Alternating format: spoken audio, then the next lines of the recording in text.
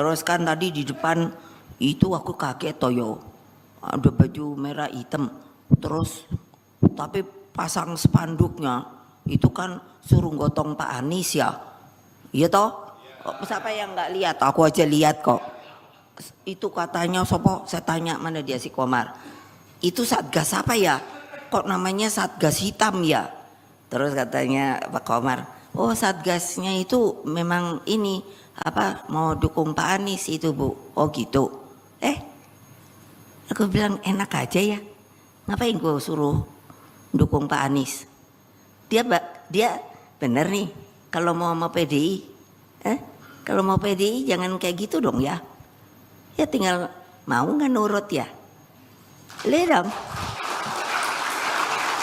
Dia tepuk tangannya kan ibu-ibu aja nggak tepuk tangan. Hehehe. Tepuk tangan lagi. Loh saya tuh suka jadi garuk-garuk kepala loh. Enak amat ya. Sekarang kita dicari dukungannya, yop. Bingung saya lu. Lalu kamu kemana ya kemarin sore ya? Oh iyalah. Ayo. Mbok jangan gitu dong. Coba ya, udah sumpah tuh kayak gitu. Nah ini. Download Tribun X sekarang.